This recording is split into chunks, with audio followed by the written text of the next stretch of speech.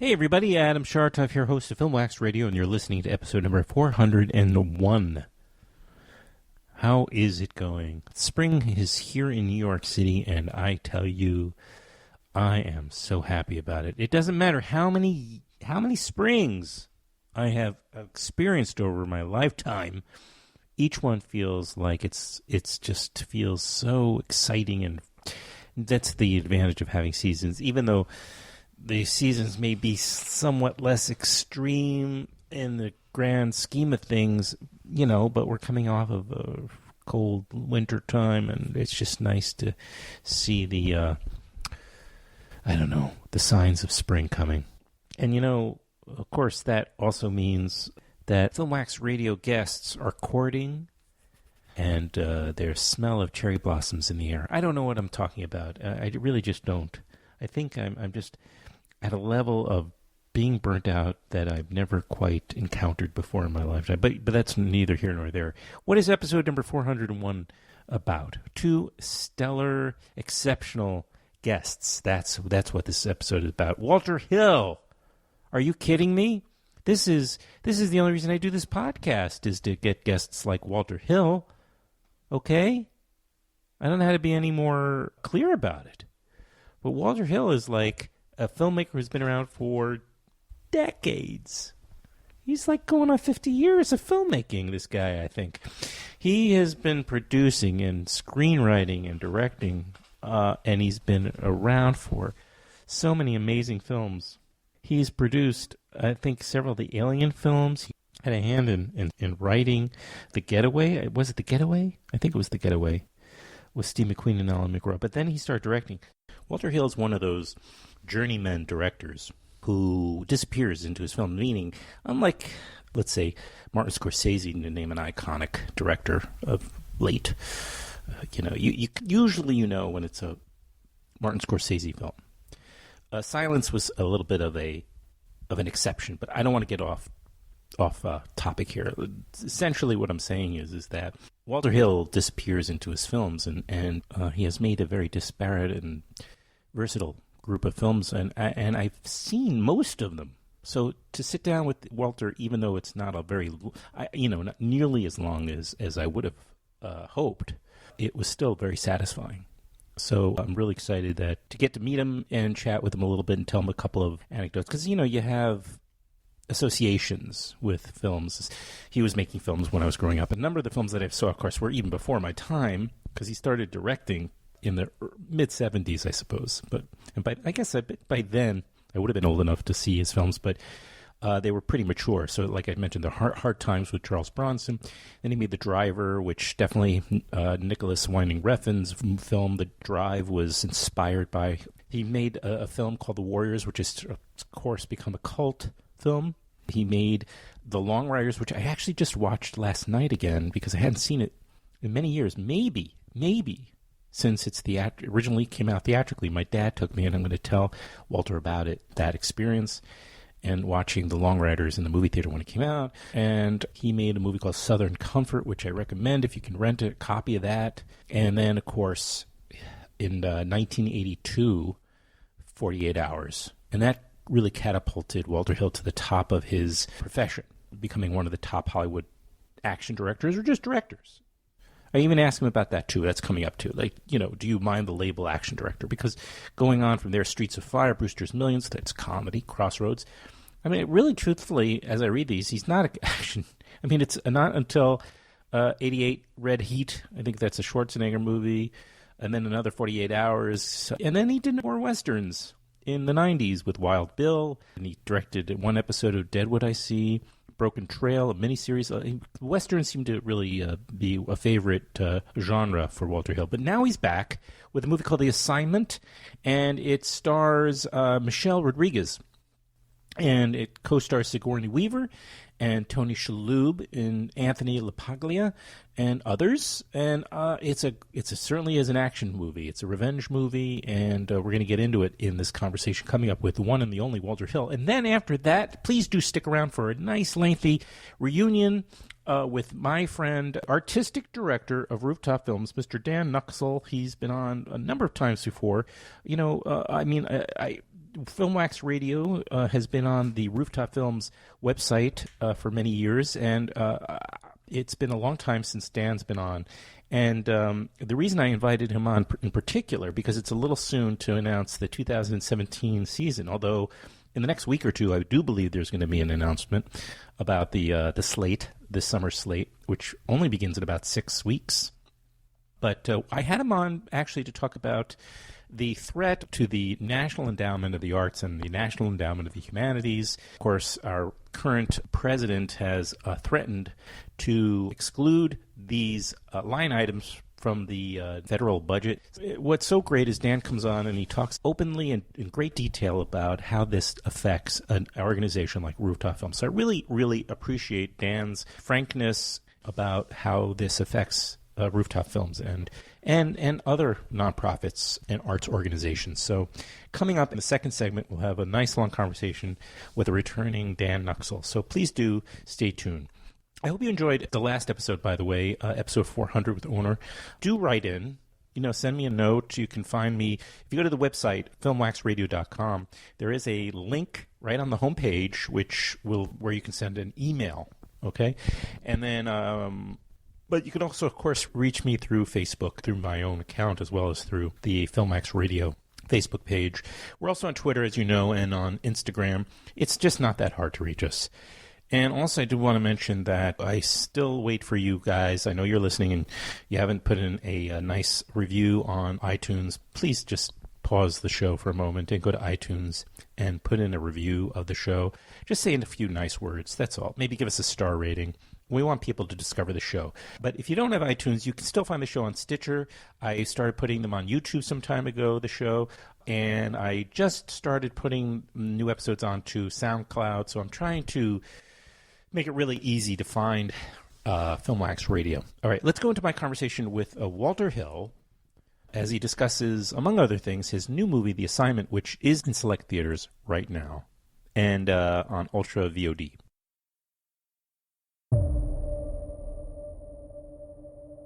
Hello, Frank. You can call me the doctor. I'm the one who operated on you. And the reason why is simple. You killed my brother.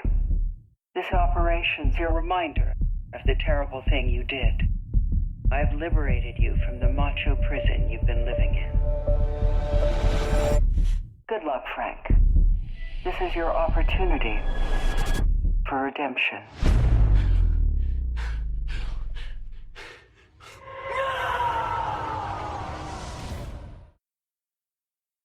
Hello, hello, hello. You sound great. Hello.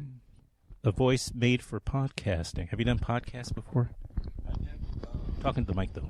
I did Mark Maron's a week ago. Oh, that's not unusual for him to get a subject and me to get the next week. I hope I don't say exactly the same things. That's kind of true. Because, Mark is more generalist in terms of his guests. So I like to think maybe I can ask a little bit more nuanced. And I don't care what he says. He's a great interviewer, don't get me wrong. Yes, he is. Were you in the garage? Yes. Oh, wow. How was that experience for you? It was fine. Yeah? Drove to Pasadena. Oh, yeah. It's not too far. He was very amiable, and it was a lot of fun, actually. Oh, good. Well, I hope this is I hope this is fun as well, even though it's not in a garage. Let me just start by just saying, so you know, that I've seen a lot of your films. So when I saw that you were going to be available for The Assignment, your new film, I really jumped at it. So I can say that I've seen Hard Times on a screen. He's very impressed, I can tell. Well, I'm pleased that you did. You mean when it came out? No. I'm not. No, not quite. But I subsequently did. It was like cherry picked at some maybe it was a 92nd Street Y Tribeca when it used to exist. One of those things where they chose films that were one of their favorite films, and it was something I had not seen before. This is about 10 years ago, but I did see when it came out The Long Riders because my dad took me when I was a kid to see The Long Riders. So that's another favorite because of that memory.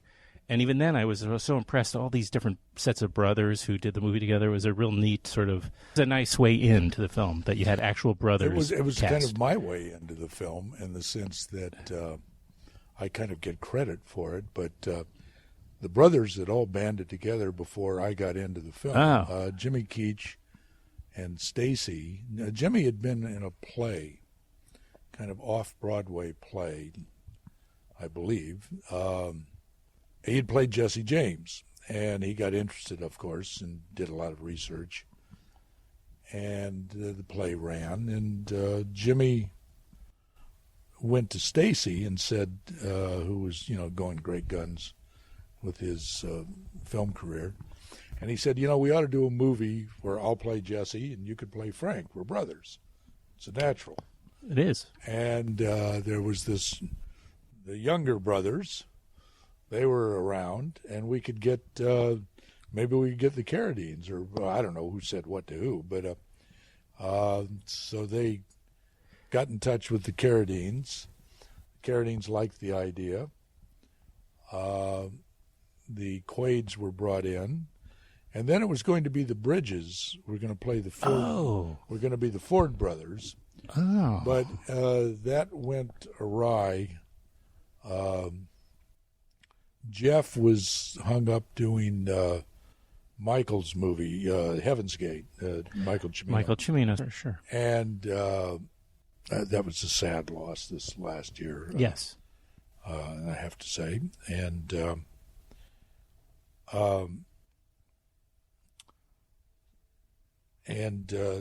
well, the problem was a little bit deeper. Bo Bridges did not like the script, so Jeff wasn't available, and Bo didn't want to do it. So you crossed that bridge. So we moved on, and we really thought that we were just going to have to forego the brother thing because we couldn't seem to find. And then somebody suggested the Guest brothers. Who? The Guest brothers. The Guest brothers. Yeah, Chris Guest.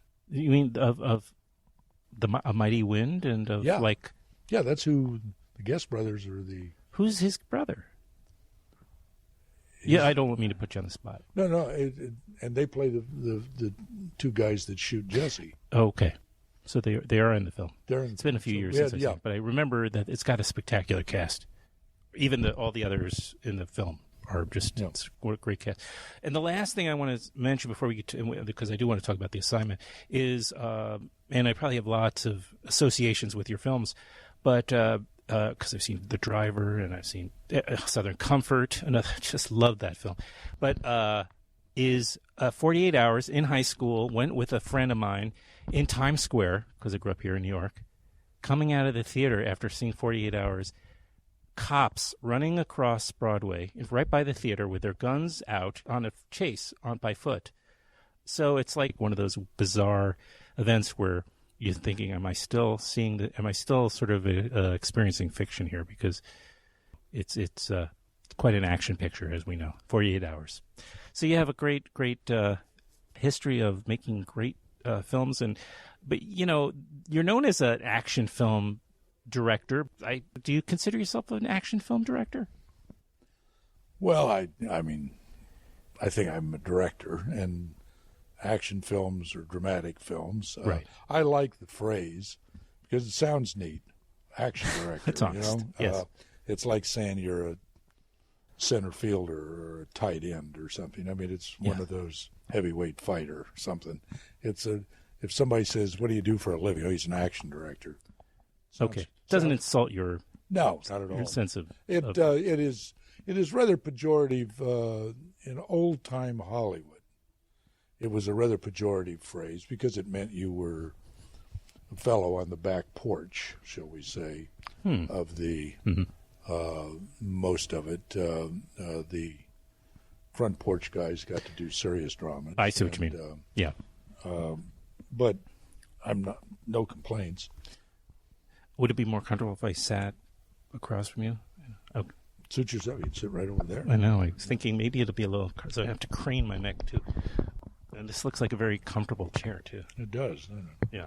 I'm going to sit a little bit on an angle because it's kind of just on. Well, You mentioned Michael Cimino, who is one of my favorite directors as well, somewhere behind you and in my favorite pecking order. But I wanted just to, I was a little unsure, even by after all I read about him and how, maybe what his identity was. We're in an interesting time right now in terms of sexual identity, and I know the film is really not. I'm talking about The Assignment, your latest film, which will coming out in select theaters on April next Friday, April 7th, in select theaters around the country. It's just to make sure that people know about that. But it's not about gender issues per se, but and also I'm not 100% sure how much I can divulge in what's considered perhaps giving too much away. Please let me know. But It seems like a pretty much upfront what happens with Michelle Rodriguez's character. Is that safe to say? Is it safe to say that what? I just don't want to give a spoiler. Is it safe to talk about? She goes through genital alteration. Thank you, sir. Okay. And she does not go through a transgender experience. No. As is often misstated, I've noted. It kind of bespeaks how people really don't understand, or we're at the beginning of trying to understand what all this is about, right? Well, before the movie, or as the movie was being made, it was attacked in various press and spokesmen as by its nature exploitive of the transgender movement. And I felt, rather than get into a polemical, I thought, number one, I think to attack something you have not seen is a rather weak intellectual position to start with, and it's not very conducive to back and forth dialogue and debate. True. Second, I, by nature, don't like to enter into polemical. I'm a film director and hopefully a storyteller, but I'm not a polemicist. And I thought I was asked many times to make some statements in reply, and I did not. I said, the only thing I ever said was that the film will be my reply, and I think people will be surprised by the content. The movie does, look, number one, I don't want to run away from it. I mean, that would be dishonest as well. We do live in gender fluid times, no question about it, especially in relationship to the country I grew up in, and I think it's a good thing, by the way. I mean, I don't decry it, but this is a movie that's about revenge. It is about genital alteration. I understand why there's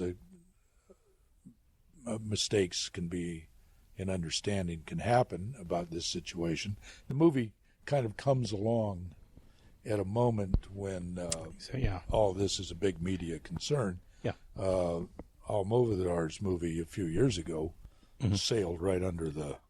Well, it's Almodovar, yeah. Yeah, sailed right under the... Beneath the Skin or Under the Skin? Yeah. What was it called? I saw it, but I just... Yeah, I'm struggling to remember the name. There have been others, yeah. And... so I don't. It's a movie about revenge. It's about genital alteration. But the big key question about all this really is, I mean, in the understanding of the character, and this is probably, again, a little bit difficult for people that haven't seen the movie. There is a character. His name is Frank Kitchen. It's actually not his name. It's his alias that he works under. Frank Kitchen is played by Michelle Rodriguez. But Frank Kitchen is a guy. He shows up in town. He's a guy. He's a rather low fellow. He's a professional killer, and he is utterly amoral. He is a survivor of the streets and the most brutal part of the criminal underclass. He's enters into a corrupt bargain to kill somebody, but he is then double-crossed and he wakes up in a genitally altered condition. But the point being, I'm not going to tell you the whole story, but the point being that Frank Kitchen wakes up a guy inside his head. He remains a guy for the entire movie. Shouldn't the name of the movie have been called The Reassignment? Well, it was called Reassignment for about 2 weeks. Is that true? Yeah, it was. Well, it was. I'm not as clever as I like to think. While it was being shown at Toronto, it was called Reassignment, which deepened the misunderstanding, because reassignment is a big term in transgender theory, I believe. I understand. Yeah, we're not getting into it to that detail, but I understand. Okay. Yeah, I mean, I don't mean to cut you off. Certainly, I was just trying to pick up what I think you were trying to say, that we're not really this is about the movie and not about these other issues so much. But it's natural that it would come up, and it is very timely, even if it's because as you said, Michelle Rodriguez plays a man in the opening sequence of the film, and by using today's parlance, the actress continues to the character Frank Kitchens remains a man, even though his male genitalia is removed without his against he's unconscious when it happens, and then remains a man even though he has the body of a woman. And this is a really fascinating new perspective on it. Makes you kind of think about the fluidity of gender, specifically because you've given us this new dynamic, that nobody could ever have thought. What if you woke up one morning and this was the case? This, nightmare happened. Now, I'd not to presume take over your position, please. But I think some of the confusion is due to the question then arises, okay, if Frank Kitchen is a guy when he shows up, and Frank Kitchen's a guy inside his head all the way through the movie, and Frank Kitchen ends up a guy in the very last scene of the movie, he's without altering that portion. He grows to a heightened sensibility, but and he's a better fellow by the time he's not a saint. Can't get much worse. Yeah, he can't get any worse than he was. Right. And he becomes a sadder but wiser fellow by the end of the movie. But I think it's a fair question to say, Walter, if all this is true, wouldn't it have been less confusing to have cast a man as Frank Kitchen rather than casting a woman, Michelle Rodriguez?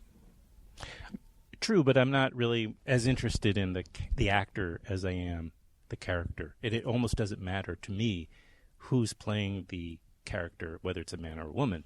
I'm interested in Frank Kitchen's his experience. And well, Walter, you've given a perfect answer to the.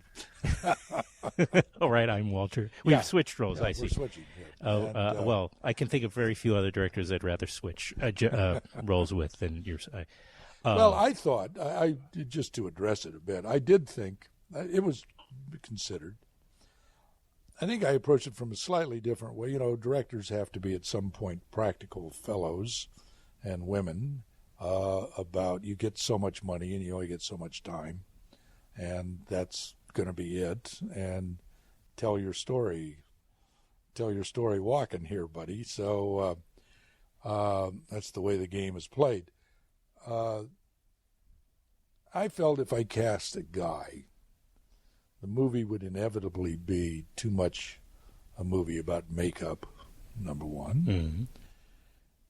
But and makeup is time, is money, is there's a lot of factors involved there. But deeper than that, I thought it was a less artistic challenge to a person. I thought that to cast a woman and tell her she's got to play a guy all the way through, a guy inside her head who had been altered, but still had a framework of a guy, to cast a woman in that part was a greater artistic challenge and gave her something to push against that would be you had to be very careful with the casting, but would achieve higher results, potentially higher results. And Michelle, I have to tell you, was the director's dream come true. She gives a wonderful performance. She gives a very brave performance. And she gives, I find her entirely credible. She is, she prides herself on being kind of, a tough character. And, yeah, she's, I would say. I don't know if you've ever interviewed her, but no, I haven't had the pleasure. But she's fun. She's very smart. She's, and quick. And but she likes to shock. She likes to be crude and rude and rough around the edges and everything, which, of course, hides a very sensitive person within. But she's a great worker, and as I say, I think gave a terrific performance, and I'm so pleased. I had a great cast. Sigourney did a wonderful job kind of playing against all the heroics that she's exhibited in other films. Tony Shalhoub, who really is, I think, being kind of understood now as one of America's great character actors. He's been on Broadway with, in the last year with 2 really great achievements, and he's been in so many good film roles too. So, very true. And television. Yeah, and certainly in television. Yeah. Yeah, I do think to corroborate. I think, Michelle, you got really, really lucky or blessed with a great linchpin of an actor, and it made sense because she could embody all of the complexities of that experience so well, physically and otherwise. So she was a great. That you had her was a. So it's. I don't question should that have been a man and then dealt with the prosthetics and the makeup. This was a great opportunity. For her in an acting role, and for you as a director, I think, and the film works as a result. It's great to see you back. If you indeed went anywhere to begin with, but it's just great to see a film out there with a great cast like that, and you in the director's seat. Hope you've got a few more films left to. Well, I do too. Because there's a lot of ageism, but you're working. I know that you're proud of the graphic novels and that you've been putting some of your. I've written 2 graphic novels, and they've been published, and they've published in France, and now they're being translated. Have just been translated back into English. For a while there, I always said I was the only guy that wrote books that couldn't read them, and since I don't know any French, but they were published originally in Paris. They've now been translated and are being published out of London, and it's a fun thing to do as a kind of sidelight, and it's a lot the same skills are called upon. You're telling stories, right? And trying to figure out how to do it with a combination of literary skills, dialogue skills, and visuals. Right, it's a visual, almost cinematic approach as far as all the literary disciplines, I guess you could say. So there's that to be said. Somehow I don't feel like just sitting around the house reading magazines. Good. And so I think I'm going to stay at it as long as I'm using this cane at the moment. I hurt my knee about a week ago. It's not going to be part of the permanent, I hope, anyway. No. And but I still feel hopefully good. You can break it over somebody. Clint, I think, is 10 or 11 years older than I am, and he's still going strong, and it's great. And which is great. Woody's still rolling along, and there are a few others. Yeah, sure. I have out on a number of people well into their 80s and into their 90s, and so I agree completely with you. You can make your best films well into your 70s and 80s. So I wish you luck. It's just a pleasure to talk. And I feel like 20 minutes just doesn't quite do it when you have the quite the history of work that you've accomplished. But for those who want to hear that conversation, I'm afraid you're going to have to go to Mark Maron's show. But maybe we can do a part 2 sometime. That would be great. I'd enjoy it, I'm sure. That's great meeting you, Walter. Thank you. Can you do me a small favor? It doesn't involve anything other than what you're doing right now, which is just to say, okay, can you just say something, I don't know if you did this before, but just say something like, this is Walter Hill, director of whatever. I guess the assignment would make the most sense. And you're listening to, and then my name of my show is Filmwax Radio.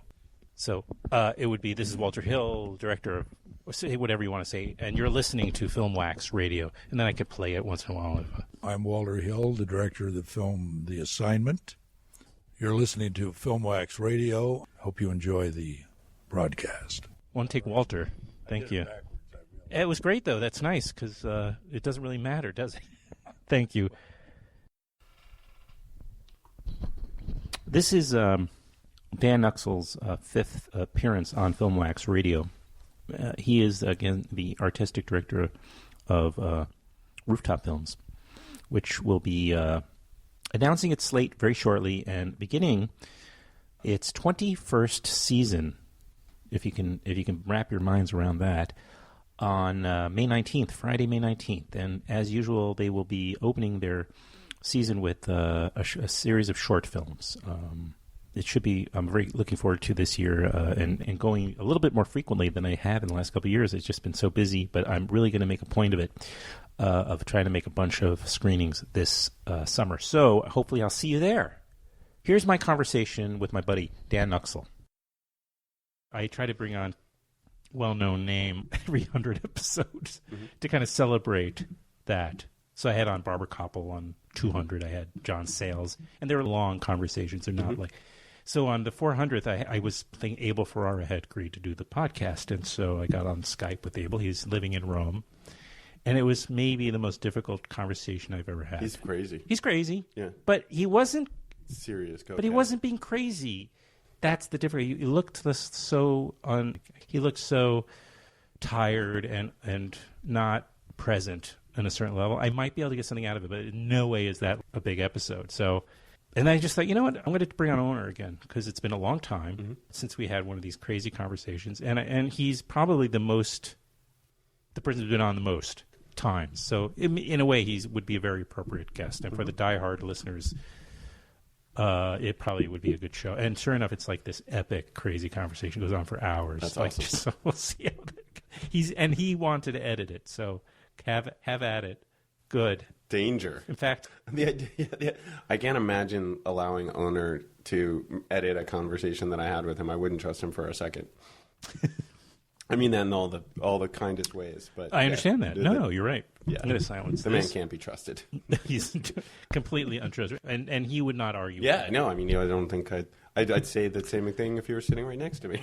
Yeah, exactly. I'm sure. And he would to his face in the past. There are definitely some people who I brought on over and over who I really like. That's one of the really nice things I couldn't have anticipated was when I started it rather was that there would be just a kind of a community of people that would come back and who they would be, So they turn out to be like people that kind of check in and come on with some frequency. It's really nice, Yeah, that would have also been a nice option if I had the forethought and the planning in place. Like I could have tried to do a little bit of a group thing, had on a few of the regulars together. But that's hard to coordinate in this town. For sure. You know? That sounds like fun, though. But Larry Fessenden, he's been on so many times. That's great. What a great guest, right? You can imagine. Guest. Yeah. And I've listened to a couple of Fessenden episodes, I think. Oh, yeah? Yeah, and he came on with his son recently. Obnoxiously talented kid. Really obnoxious. Way past the point of being impressive. Just obnoxious. Scoring his own film, editing. We're talking to Dan Nuxoll, who is the executive director, artistic director, creative director. I knew if I just go through him. It's the artistic director of Rooftop Films. We're going on season, wait for it, 21. I think this is the 21st season coming because there was a big explosion of celebrations last year. That's correct, yeah. Yeah. There's no celebrations this year. It's like a somber 21. That's right, exactly. You don't want to really do that, every year, because of course you have an anniversary every year, and you have done actually parties with IndieWire. We do we do a joint birthday party with IndieWire pretty much every year. That's fun. So which will probably continue again this year if schedules align. But yeah, that's always been things. So we'll do a birthday party, but yeah. And Filmwax will have its birthday party as well. I don't know. I think it's in February. I think when I coined the name. What year are you on? Well, it started as a film, like my own little film series, local film series, which I actually did just around the corner from here for a while. And it started in 2011. I think it was later, the same year, like 6 months later or so, when it became an internet radio show with B-Box. Remember those folks? I remember. Remember you did the outdoor screenings? I was on it back then for one of those. Oh, right. Yeah. That's right. Yeah, that's right. You were my first guests. That's right. That was in the fall of 2011 when I started there, and then I think I broke off. Maybe I don't remember. Maybe I'm thinking it was the summer of 2000. I want to say 13, but it might have been 2012. Do you remember what year Frances Ha came out? Because that was like 2012. Okay, so maybe it was as early. Is it possible that the first summer was in 2012 when I was on your? I think that's possible. Yeah, because I remember you had done an interview with Noah, right? Right. That was like the first one, I think. I could be wrong. That makes sense because we were talking and you'd already done something with Noah before. So that makes sense. Wow, that's a long time. Yeah. What do you know? I know. Right? And then before you know it, it's all these summers later. Yeah. So, okay, enough banalities and frivolities here, Nuxoll. We have to talk Darkness. Turkey, yeah. And no turkey more foul than... than the Trump bird. Exactly. So when I saw the dispatches of this, the newsletter, the Rooftop Films email blast about how the elimination of the National Endowment of the Arts and the proposed. It's on the table for the budget. Yes, yeah. The next budget, which it's not in the budget, is essentially what's going on. So it would be no funding for the National Endowment of the Arts or the Humanities, and what that means to a local nonprofit organization like a Rooftop Films. Yeah, well, I'm certainly. So I said, let me bring you back on the show for that. Why wait for the festival? Yeah, well, thanks for having us. It's certainly a big issue, and I think a lot of people don't. Most people don't know too much about the NEA, and so people know it supports the arts, and that's about it. So I think there's plenty to be explained, and there are people who understand the NEA better than I do, for sure. But just talk from your experience. Yeah, of course. But yeah, certainly we've had the support of the NEA for the last 7 years now, and we've certainly can speak a bit about what that funding means. And 8 years. 7 years. Okay. Yeah.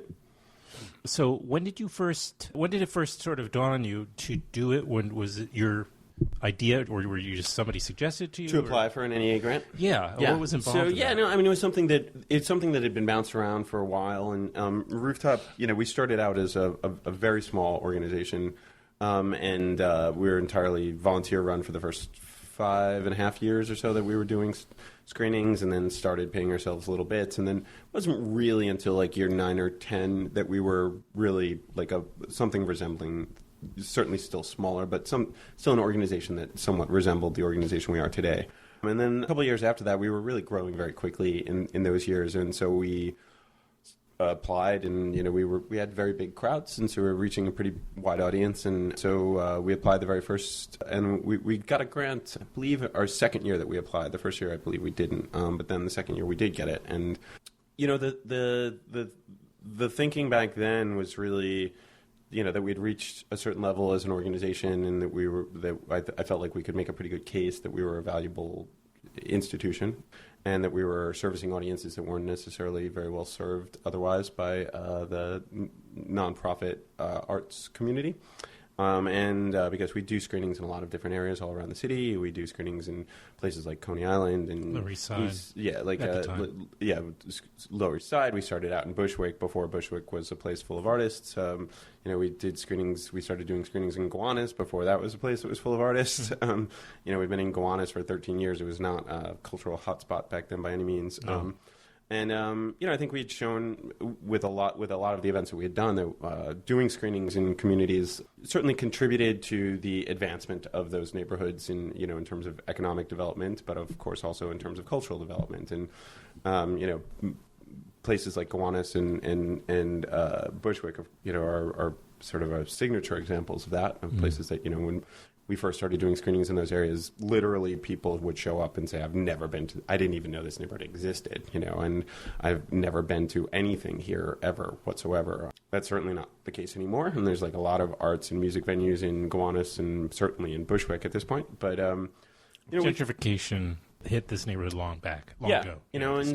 We do screenings now in Sunset Park. We created a series with the Alliance for Coney Island, screenings on the beach there in Coney. Like, those screenings have really rejuvenated their Monday nights, which were always really slow time. We now get really, really huge crowds for the screenings there on the beach.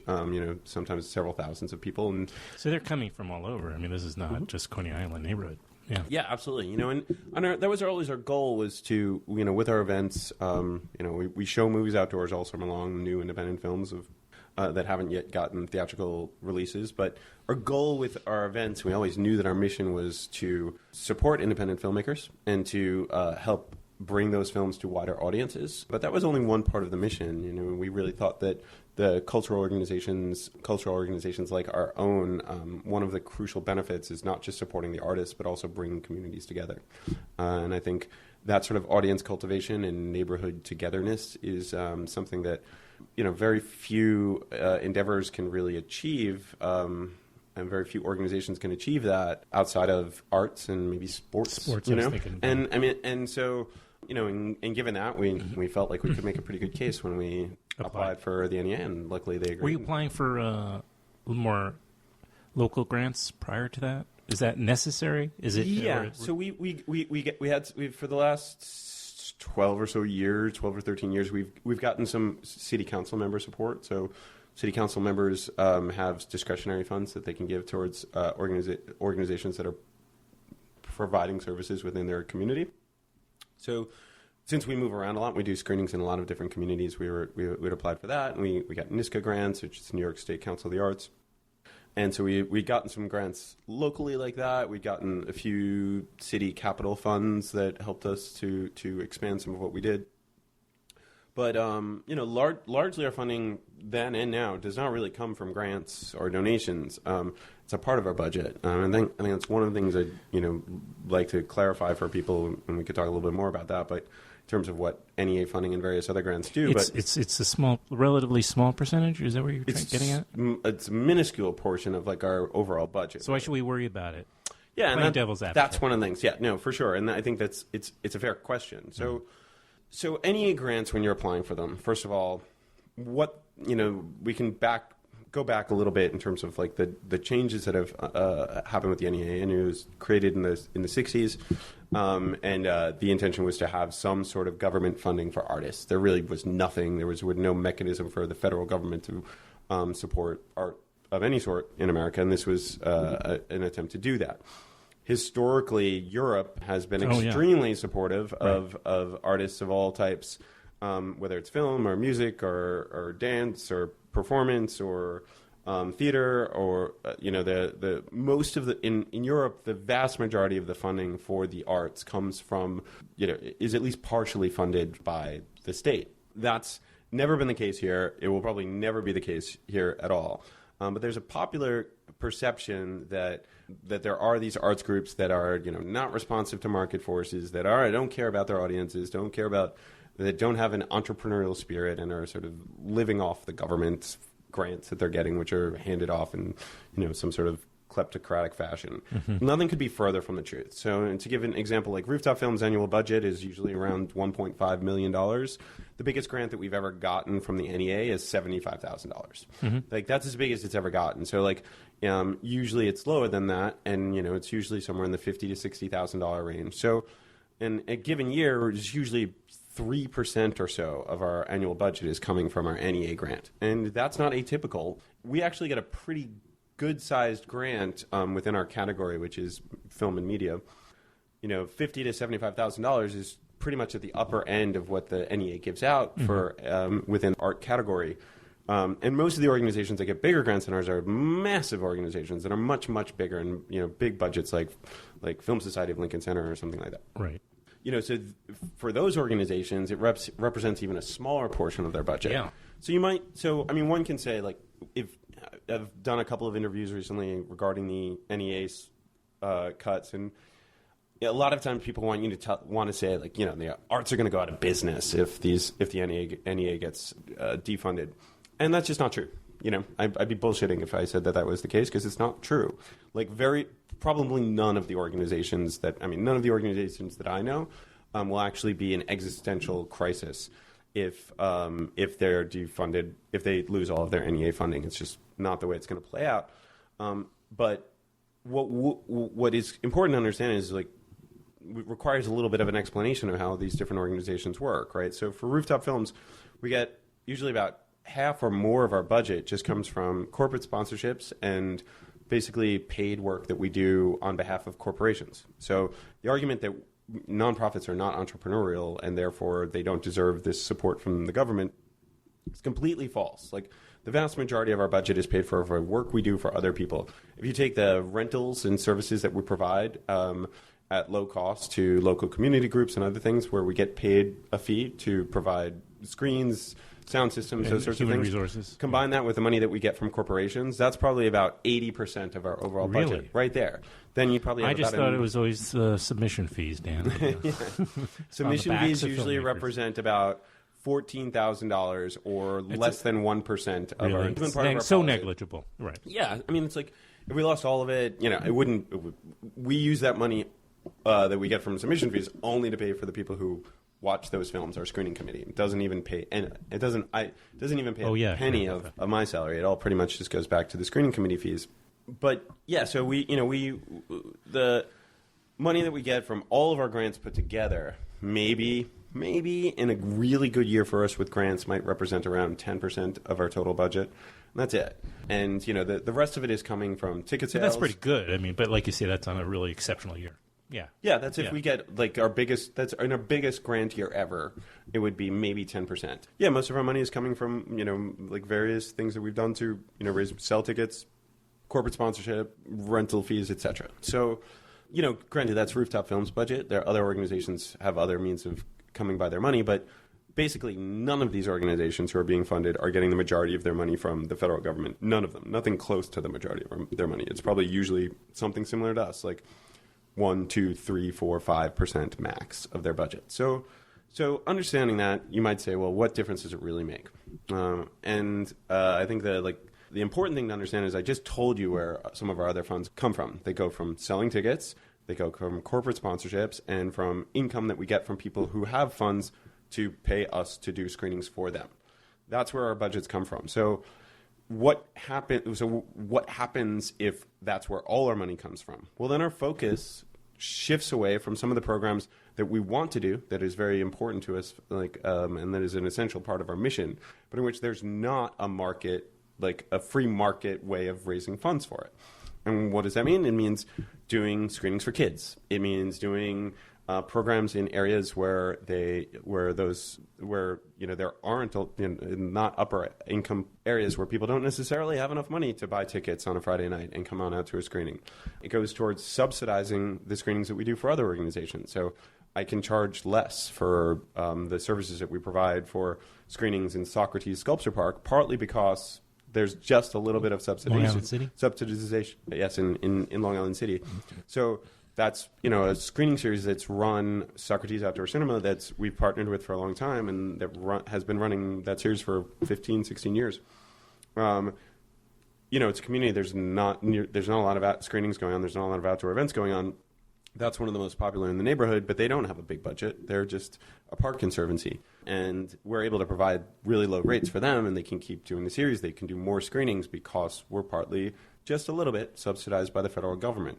All of these things happen, only because we have just that little bit, that $60,000 or $70,000. It gives us the leeway to say we can give some people a break. We can do an extra event here or there. We can do a free screening in a neighborhood where people don't have the money to pay for those tickets.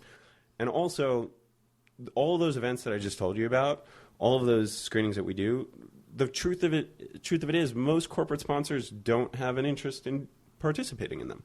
They have nothing against it. And I mean, I love my corporate sponsors, don't get me wrong. Like, they keep my organization going. And they've also support many really great events that we do. But the truth of it is, any corporate sponsor wants to put their events, most of the time, the thing that they're focused on is being part of an event that is going to be presented for people who can afford to buy their products. They're corporate sponsors. They're for-profit entities. They don't give sponsorship to us as an act of philanthropy. They're doing it mostly as an act of a marketing campaign. And so like if you ask them, do you want to have a screening in Coney Island where half the people in the audience are going to be lower income attendees, or do you want to sponsor a screening on the Lower East Side where almost everyone there is going to be making $80,000 or more? Which event do you think they're going to choose to put their product in front of? It's really cut and dry. And so what will happen is if we lose that 3 to 5%, inevitably, like, I don't know where I would get that money to create those events and make those events affordable to the people, the partners that we're working with. So the fear is the less subsidy, the more corporatization occurs. Yeah. Fill in the money, right? Yeah, Somebody's got to take... I mean, my options are doing fewer events or raising more corporate money. Like there's not a lot of other options there. I mean, most of our shows are pretty close to sold out anyway, so I can't really sell more tickets. So I can either cancel events or make more corporate money. Yeah. But even making more money from corporate sponsors, like they don't necessarily want to support. Or it's not that they don't want to support these other events; they'd love to, and they are supporting those other events by. We use the extra money that we have from a corporate sponsor to subsidize some of the other stuff we do as well. But yeah, if I said, like, do you want to put a series on in East New York where, 90% of the population is lower income, they'd say no. They'd say, let's do it in Williamsburg where people are much better off, or let's do it in the Lower East Side, or let's do it in Midtown. And again, nothing against what they're doing. They're just doing their jobs. I understand. No, this is actually the corporations are not the enemy. Well, yeah, they're absolutely not. Let me rephrase. They're allies. They're allies. Yes, they've been allies. They are allies. They are allies, but they're allies, but they're not Rooftop Films. So they will join with us on things where we have a mutual beneficial interest. Sure, and that's great. It's great that we do have a mutual interest in doing a lot of these events, but. People imagine that there's these cultural philanthropy opportunities out there and that coming from corporations, and there's not. There's really not that many. There's not many, there are very, very, very few corporations that are out there that have a genuinely philanthropic strategy. A component and I'm sure if there for those that are, there must be and a lot of nonprofits and arts organizations chasing. It's very competitive, yeah, absolutely. Sure. And if you're in a place like New York City where there's a lot of competition for anything, it's an uphill battle. So what the end result would be is we would further exacerbate the divide in the cultural world between the people with money and the people who don't have money, and we would further exacerbate the cultural divide in the arts, and if we defunded the NEA, because I can go through a list of any of the organizations that are out there that are getting these grants, and one after another, you can look at what program of any of these grantees are applying for, and all of the applicants are applying for grants to provide services that are basically outside the normal commercial sphere. So Film Society of Lincoln Center, for instance, they get an NEA grant, but that grant doesn't go towards showing movies. When they apply for that grant, it's not to fund their program screening movies for wealthy patrons from the Upper West Side. If they applied with that, they wouldn't get the grant. They would be denied. And the NEA process is really very, it's a very thorough application process. It takes a while. It takes a week to get through the application process. It's a lot of work. You have to create video, documentation. You've got to provide print materials. To go through the application. Really? Absolutely. Okay. Yeah, you have to provide, they ask for video documentation of what you do. So we have to edit together a video to present to them. Sure. 6 me a few days to do. Yeah. It's an extensive application process. There's a lot of questions on there. They ask a lot of demographic information, various other things. So you really have to verify that not only are you doing work, not only are you doing good work, not are you doing good work for a lot of people, but you are reaching audiences that wouldn't otherwise be reached by the arts. Right. I think that's really where where they give grants for. In a way, you're applying all year long, aren't you? Because you have to keep up on this information and data all year, don't you? And do the kind of work that it takes in order to be a valid applicant or a. Mm-hmm. Well, that's one of there's a few. I mean, we can talk about this a little bit more at length, but there's a number of tangential benefits to the NEA funding process that I think people overlook. And so, in other words, there's more money, there's more opportunity, financial opportunities than just that small percentage. By tangential benefits, I mean other things come about. Yes, there is to some degree, but by tangential benefits, I mean tangential benefits to society. Okay. I thought you meant to Rooftop Films. Yes, I mean, and there are some to Rooftop, and one of the ways that it benefits Rooftop is that it is a way, especially when you're first applying, to professionalize your presentation of what you're doing. I mean, it's like taking a test, and you take a test a bunch of times, you get better at it, and so it is a way for us to become better at presenting and communicating to any funder who might be interested in what we're doing, just what it is that we do and what it's special and what that value is. So that in and of itself, there's a benefit there. The other benefit organizationally is that because the NEA application process is very extensive and because the competition is pretty stiff, it's a stamp of approval that means something. You can't just get an NEA grant because you know somebody, and there are grants out there in the world where you can't, but the NEA is not one of them, and the organizations, pretty consistently, you go down the list of the people, all the organizations that get grants, there's no bullshit organizations on this list. Every single one of them has at least a relatively long track record of providing really good services. Obviously, there's some organizations on the list I'm not familiar with that aren't local, but even looking at the list all across the country of who gets these grants, it's just one really quality organization run by really good people doing a lot of great work for not a lot of money, one after another after another. But the other tangential benefit to society of this is that the bottom line is I know I'm going to apply for an NEA grant at the end of the year. And I know, for instance, that if I don't have some films by people of color and or about people of color for me to put in my video reel that I'm going to show them, then I'm going to be possibly getting myself in danger of not getting funding that year from the NEA because they think it's really important to not only serve a wide variety of audiences but also to be showcasing work by a wide variety of all of a diverse sudden, people. There's no imperative; it's removed.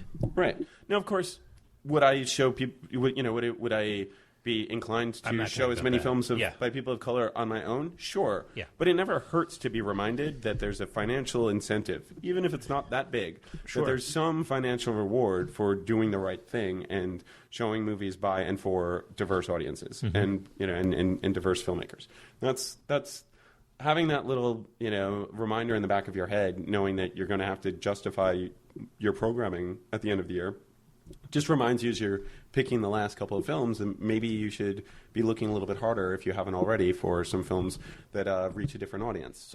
Same thing when we're picking out what venues that we're going to screen in. We could just pick the richest neighborhoods over and over again if we wanted to, but and obviously I don't want to. It is our mission to reach diverse audiences, so we want to move around the city as much as possible. But being reminded by the NEA that they're going to want to know what the demographics are of the people that we're serving at the end of the day, that's just one little more push in the direction of saying maybe you should do something in a neighborhood that's not as well off. And, the reminders help. They make a difference. And these are all things that are not going to be, these are not forces that will act on these organizations in a vacuum, and without this push from the outside. That's a function of government. In a lot of ways, or at least it's one of the functions of government, is to encourage people to do the right thing and to push to make it beneficial, at least somewhat less painful for people or organizations to do things that benefit society as a whole, as opposed to merely themselves and other people of means. And that it would really be a shame if we completely break down what little support we already have, little support we currently have for arts organizations. It's not surprising then. It's almost to be expected then this would be cut from the budget when you look at it like that, because this administration has proven so many times already that those are far from their priorities. Yeah. You know what I mean? In terms of a diverse type of culture and everything else, right? I mean, yeah, absolutely. Well, I mean, they're if you look at Trump's cabinet, you realize like he doesn't prize diversity. Yeah, he doesn't really care about people who aren't as wealthy as he or wealthier. Yes. Well, he's interested in billionaires. What their ethnic background is beside the point. Right. Yeah. But he prefers the white ones. Yeah. When he can. But yeah, I mean, this administration is showing no concern whatsoever for vulnerable populations, and this is maybe the crucial point: is when people think of the NEA funding. Maybe to sum up what I've been saying in a relatively long-winded fashion. To like the direct point is this: if the NEA funding is cut, organizations like Rooftop Films will not go out of business, but we will inevitably. I'm not just saying like us in particular, because hopefully we won't, but as a whole, what will happen is those organizations won't go out of business, but they will perform fewer services, cultural, educational, or otherwise, for people in vulnerable populations. And these are the things because there just won't be funding for it. Right, and these are the little things that eat away at the fabric of the city, because the city is supposed to be about different types of groups of people coming together, whether it's ethnic or financial or otherwise, and creating this tapestry, this ideal, idea of what a city's supposed to be. But these are the kinds of things, like grants in a subtle way, are things that really do help in a very tangible way of creating that tapestry. Absolutely. Yeah. So I see it. And that's really really did. We're able to really make that point. Have you been able to think about ways to counter this in any way, like how we could be effective? I don't know if you've had even time to wrap your mind around it, but are there? It's not like everybody has homework or a takeaway, but we can write our congressman. A lot of people, maybe locally, they could, but do they put pressure on the president? I don't know. On the Fed? Well, I mean, yes. I mean, first, the pressure that can be put on the president in regards to the budget is by congressmen is tremendous. I mean, like, okay, so because look. Let's go back in history a little bit. And I was on a panel the other day, and with a number of different development strategists, people who work in fundraising for different nonprofit organizations. And one of them, a gentleman from WNET, was talking, and someone is asking, why didn't you sound the alarm the second Trump was elected? Why didn't WNET, which is Channel 13 in local PBS, affiliate, local PBS affiliate in New York City and New Jersey? The question was, look, why didn't they sound the alarm immediately with their fundraising pleas the second that Trump was elected? And he said a couple of things, but he's had a couple of points. But one of the crucial points he had was like, look, at some point in the tenure of every Republican president, they threatened to defund the NEA, or in his case, the Center for Public Broadcasting, completely. All of them. They all do it. They've all done it at some point. And so the reality is most Republican presidents float the idea, and all of them have failed. That doesn't mean that they don't cut funding substantially. They often do. But Center for Public Broadcasting and or the NEA and or the NEH, every president on the right eventually will threaten at some point to defund them entirely, along with Planned Parenthood, and it always falls through. Now, you can look at that and say, like, well, we have nothing to be worried about. It's like, well, it falls through for a reason, and the reason is people put a lot of pressure on their congressmen to not vote for that budget. Trump is heading towards a collision course with his budget. If you look at what just happened with the ACA and his attempts to abolish Obamacare, it's pretty clear that he does not have total control of the Republicans who control the Senate and the House at this time. Any pressure that can be put on any Republican representatives around this budget can make a difference. He just needs to lose 20 votes and he can't do any of this. Not to mention, or 21 votes. Not to mention that. Not to mention that there are many other ways to fight a budget, and it's not just the Republicans who control it. The Democrats are voting too, and there's lots of delays that they can put in any of these proceedings, and there's lots of bargains that can be cut and deals that can be made to get a vote here or there.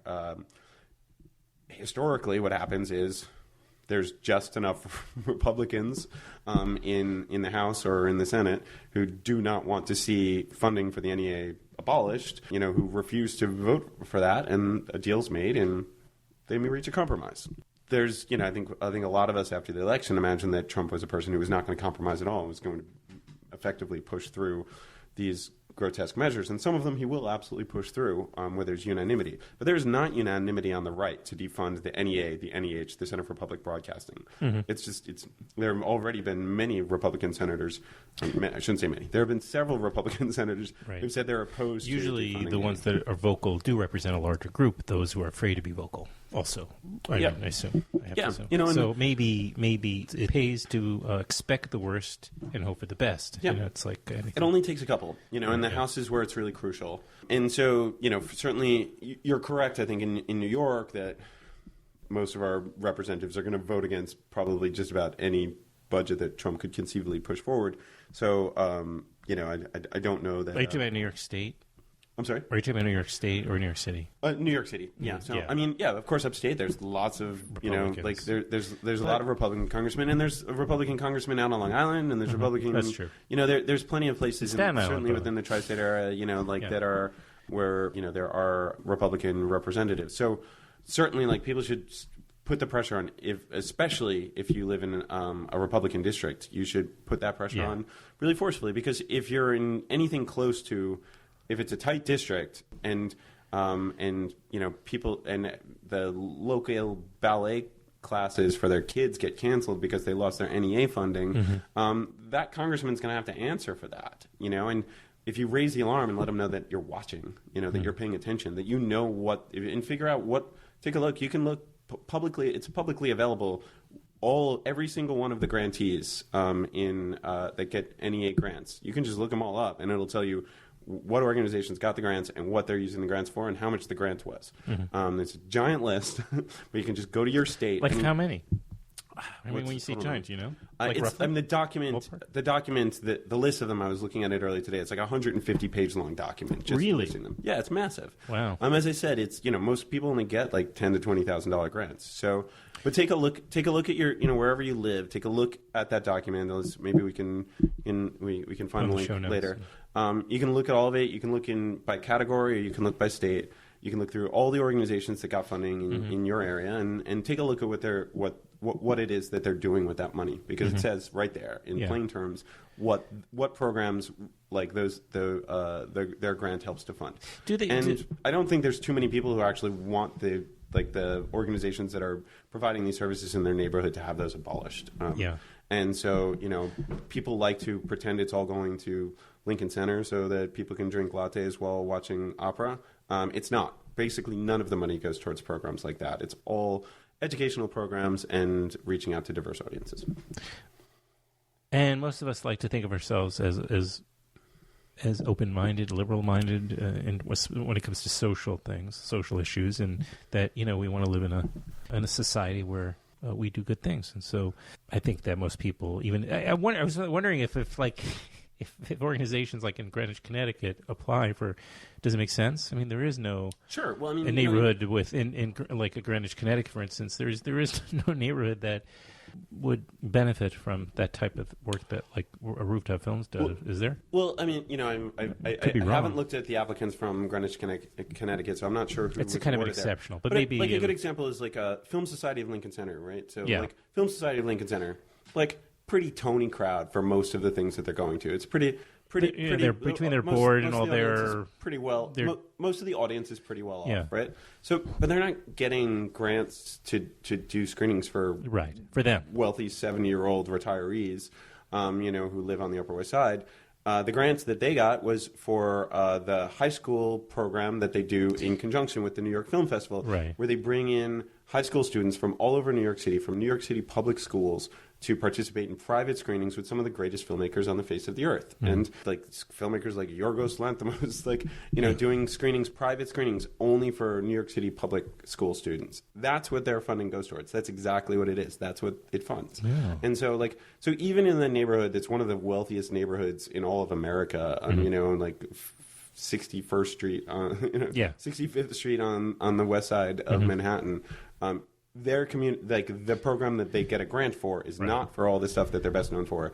It's for serving New York City public high school students, the majority of whom, like over 50% of whom are getting subsidized lunches because they're lower income. Like, that's the people who it's actually serving.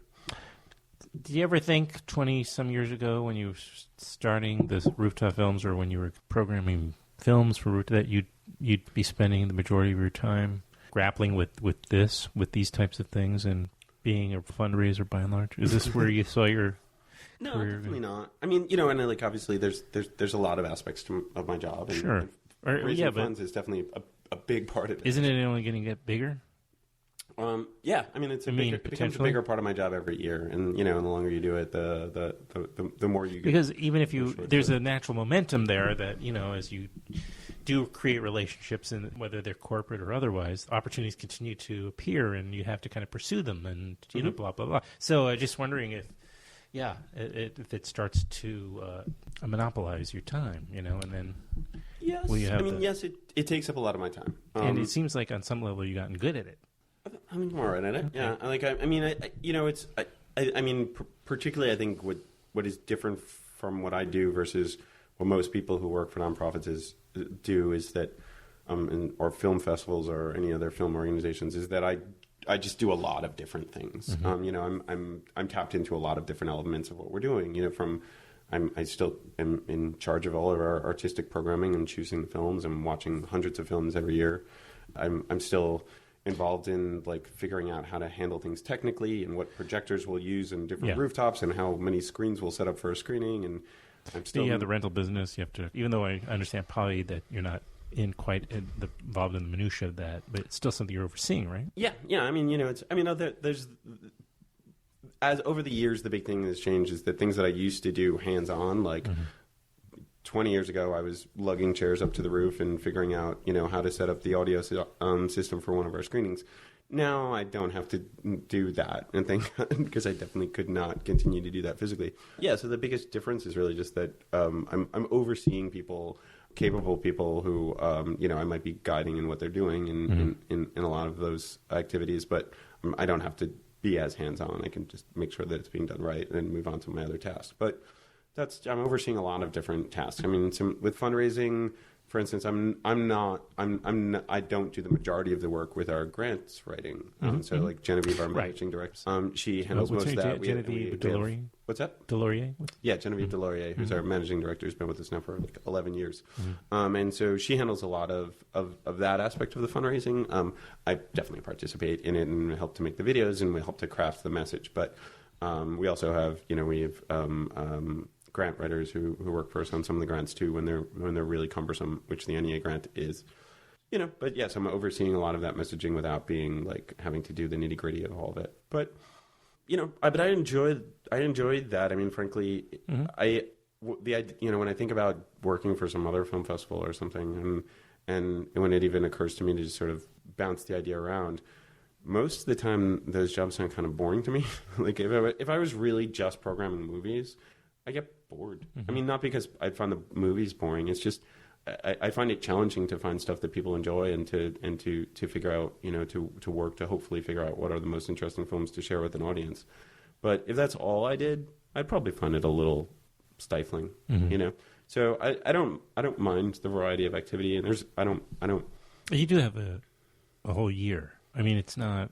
But just to remind people, it's a year-round thing. So that I gotta guess you're not fundraising as much right now, and that you might be doing some of that. I'm still finishing up a lot of our sponsorship work. So So there's a lot of that. That goes down to the wire. Oh right. Yeah. So, I was just thinking maybe you're wrapping up the programming. The next got to be any day now because you're less than 2 months from your opening weekend, right? Yeah, we'll be announcing in a few weeks, and then we'll be. At least the majority of our schedule will be announcing in a couple of weeks, and then we launch 7 weeks from now. Jeez, it's pretty soon. So it just seems like closing night was only a few weeks back, but it comes quick.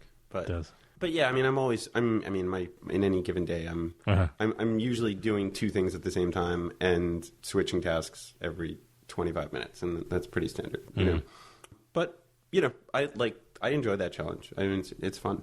Mm-hmm. A lot of people think like sponsorship stuff would be boring, and there's definitely times when it is, but it's actually sort of fun. Yeah. I mean, it's like a challenge and convincing.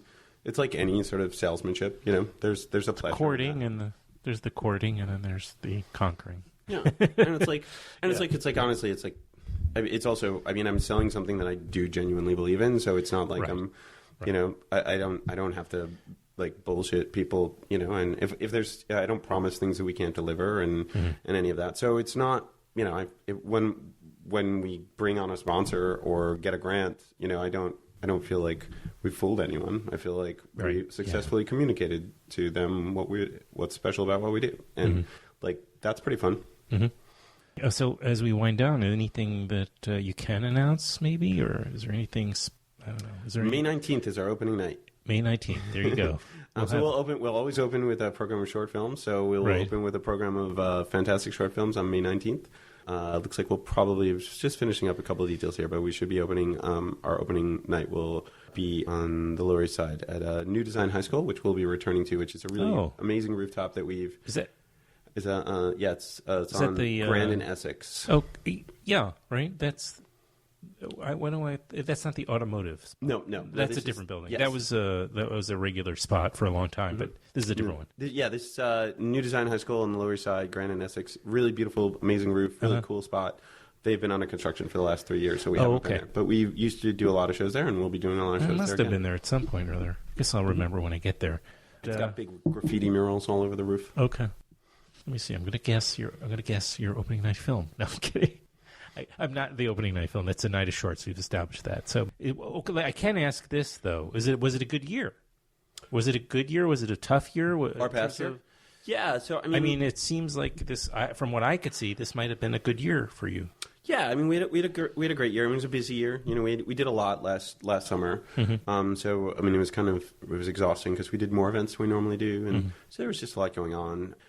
But yes, a totally successful summer last summer, and and then the election, I think threw a lot of people. I mean, obviously did threw everyone for a loop. No matter which side you're on, you didn't really expect it to go down like that. No. And it's been a bit of a challenge. I mean, relating to what we were talking about with funding is that people's attention is really divided, and we actually reduced our fundraising goals this winter because we saw very early on that people were not giving to arts groups, and that's something that you see a lot of these press reports about the ACLU raised 20 times what they normally raise in a whole year in a single 2.5 month period, and things like that, and that's great. Obviously I support the ACLU, but we had a number of big donors who have given pretty big donations to us each year. And 2 of them pulled out entirely, and they said, "I'm just giving all my money to Planned Parenthood and the ACLU," which is great. Right? No, I understand. It's hard to kind of complain openly about. I'm not going to blame my problems on the ACLU, but it is just a reality then that. Can you scale though accordingly? I mean, or is that? Can we what? Can you scale accordingly then, or is that really like you've got this bottom line that's now makes it tougher to scale the festival? Yeah, I mean, it's can you scale if you lose that? Yeah, I mean, it wasn't that it wasn't a devastating drop in donations, but it was a real drop in donations, and and we also had to work twice as hard to get to our goal as we normally do. Which means that there's just other things that fall behind. So, I mean, like, it's this sort of thing, like, we can scale back. We did a lot of screenings last year. We did 55, which is more than we normally do. Normally year we do 45, and, maybe we were going to do 50 this year, but I said, let's do 45, you can scale back a little bit, where it's not the end of the world. Obviously, these are new 45, or are these all new? That would be like these are all the new features and shorts. These are not counting like our mainstream screenings, but like like all new independent films and short and feature films. So it's still 45 is still a lot of screenings. That's fine. Right. But yeah, like in any given year, you look at the budget and you adjust accordingly. A lot of premieres this year. A lot of premieres. We do. I mean, we don't have a lot of world premieres, but yes, but we'll have plenty of New York premieres for sure. But got a couple. I'm trying to think. we don't normally do that many world premieres. We'll usually do like one. But two. that one is just spectacular. Last year we had some really good ones. We had the world premiere of the Danny Brown documentary Live at the Majestic, which was a great screening, and we had a world premiere of Toro y Moi documentary as well, and those both were fantastic. What was the second one? Toro y Moi, he's a musician. There's a live concert documentary there that we showed. Okay. Well, we are again approaching 7 weeks away or so. Well, when as we speak right now, but we'll have to May 19th. May 19th. Got it. Okay. So put that on your calendars, and we'll have to put this up pretty quick. Great. We'll appreciate it. And everyone out there, I encourage you to reach out to your congressman. Definitely let them know that you're watching. Take a look. If you get a chance, take a look at what the NEA, what the organizations are in your community that the NEA funds. You might be surprised, and take a look. And the other thing to do is, that you can do in any of these situations, take a look at the local organizations that get funding and ask them how you can help them. Maybe they'll say, our congressman's on the fence. If you can put some pressure on them, that's the way to go. Or maybe they'll say, like, I think we're safe. Our congressman's behind it, but we really need volunteers for our kids' programs on weekends or something like that. Whatever it might be. If you care about what arts organizations mean to your community and to the country, a lot of people have been getting very involved politically. Get involved with some of the arts organizations that you're working on. I'm sure they can use your help. It's a great idea. And also you can get involved with the Rooftop Films. You can volunteer. You can summer. Absolutely volunteer. They're always looking for volunteers. And you get to see free movies. I mean, it's a nice trade-off. And meet some great people and make new friends. And you can go to rooftopfilms.com. And while you're there, you can check out their blog. You might find... read all about the podcasts. And listen to it. You can listen to it right off the blog. But anyway, you can just keep checking in. Get on the newsletter if you're not on the newsletter, so you can get that email in a couple of weeks when they make their first announcements about opening films. And definitely do it. Follow us on Facebook and Twitter and all those things. Yeah, that's right. Okay, great. Well, thank you, Dan. We'll check back in soon. Thanks for having me here. Always. It's always great. Thanks, everybody. Coming up on the podcast, Jonas Mikas, who is one of the founders of Anthology Film Archives, and at 94, still as vital and fascinating as ever. We also have Bob Hawke coming on, who is a fixture in the independent film world and a champion of independent films going back for, at least 30 years. He's been there from the beginning, and he will be on the show. We have a filmmaker named Philip Shane, who is going to be coming on the show. The guys from the podcast La Grande Bouffe will be coming on in the next couple of weeks. And film journalist Jennifer Merrin, who tells a very disturbing tale of how her home was stolen from under her. It's an incredible story, and I wanted to invite Jennifer on to share it, to get the word out about what's happened to her and to hopefully help other people. I know that's what she wants to do. All this and Abel Ferrara coming up on Filmwax Radio. Thank you so much. Filmwax Radio is part of the ShowBriz Studios podcast network and presented by Rooftop Films. So keep that in mind and remember to subscribe. And also, please do take care of yourself and the ones you love.